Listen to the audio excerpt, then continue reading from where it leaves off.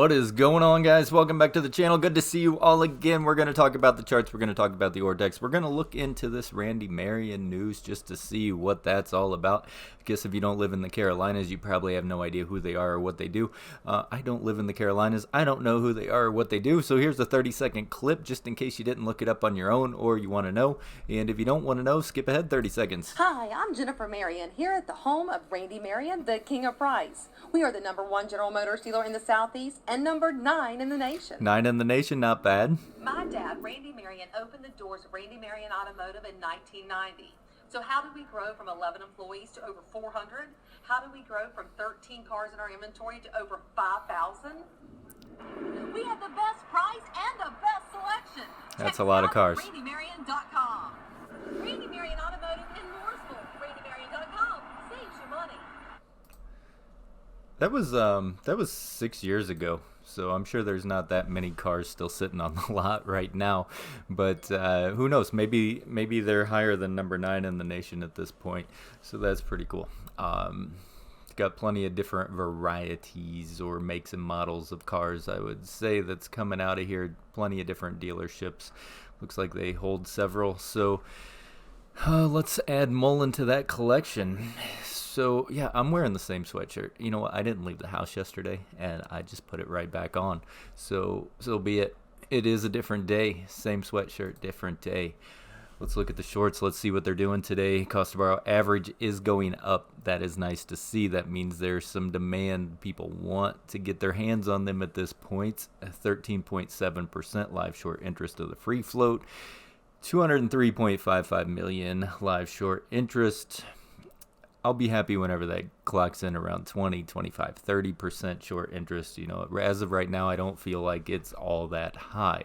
And that's what I keep saying. But you know what? Is what it is. Let's see what we can do from there. Mullen did sign their dealership agreement with Randy Marion Automotives. This is one of the largest and most respected commercial dealer groups in the U.S., so that's kind of exciting. It's going to be sales, service, and parts for the Mullen Automotive commercial lineup, covering Class 1 through 6 EV cargo vans and trucks. So down here we get a little bit of statements from: we are impressed with Mullen Automotive's EV lineup, their speed to market, and most notably their focus on an undeserved commercial market for EV vehicles, said Randy Marion. So their speed to market, let's see if they can do it. I think we have, a quarter Q1 goal to be able to make our first deliveries. So let's see if that happens. This is especially obvious when you consider what has taken place in the Class 1 light cargo van category. I don't really know what's taken place in the Class 1 light cargo van category. Maybe you guys do, but they say we're excited to bring on such a tremendous dealer partner that is so well respected and recognized throughout the commercial industry, said DM. So, they were number 9 in the nation 6 years ago. Maybe they're higher, maybe they're lower. I didn't look into all of that, but it sounds like at least we have somebody that sells cars, moves cars, and is willing to put our cars on their lot. So can't be mad there. How we looking in the charts? So this is what we were watching the RSI for, saying in the after hours pre-market we needed that bump. We got the bump. That is what was needed to keep us in bullish territory. I like to see what's going on right here. Obviously the news helped. Obviously CPI data helped for the morning. You know what, the SPY it went insanely high. I'm done trading, by the way. I'm like, there's no way SPY is going to hold up. So it worked its way back down, and I made my money this morning. Just easy SPY trades all the way down, and I'm out. So I'm making this video early. What I want to see hold, you guys know what I want to see hold. 21 cents has been my area I absolutely want to see hold. I don't want to see it give out. It can touch it. It can bounce off of it. It can test it. It can do all of that fun stuff, but I do not want to see 21 cents give out. Will this be the time that it holds?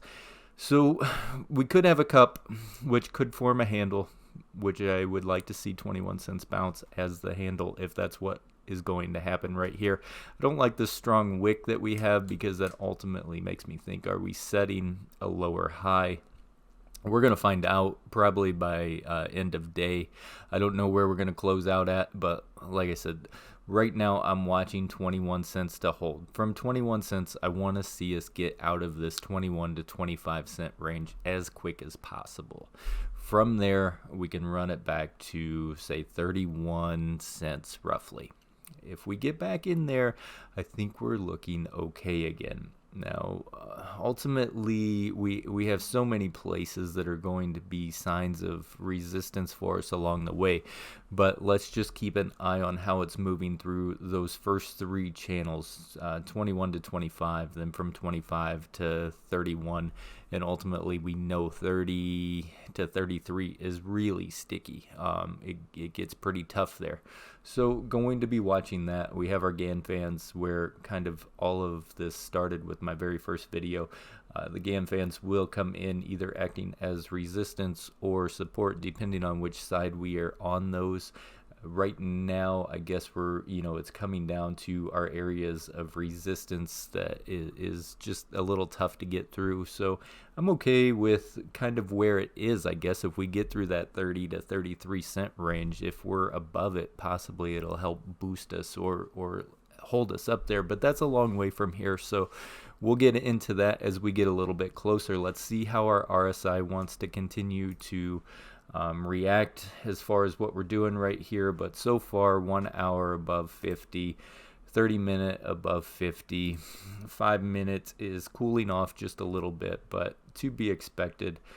Let's see, we really need to see a higher low as far as these shorter time frames go, but right now it does have an okay trend.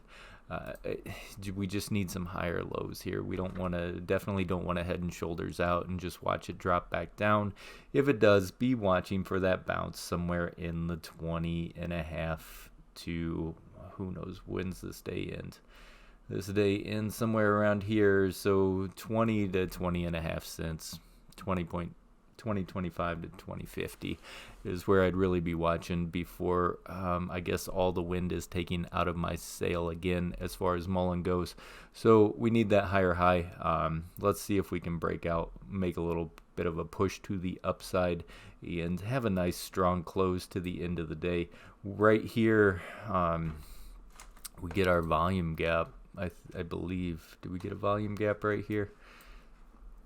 Come on. All right. So yeah, a little bit of a volume gap between 22 and 23 cents, and then we get another one around 24 to 25 cents. So those two areas could be quick ups or quick downs depending on how we go into them and how everything's responding. So let's keep an eye there as well. You guys know what tomorrow is. Tomorrow, FOMC. Let's see if we get the 50. Let's see if we get 75. 50, I think, could rip the markets, hopefully. I mean, I think that's what most people are anticipating, but we never know what Powell is officially going to do.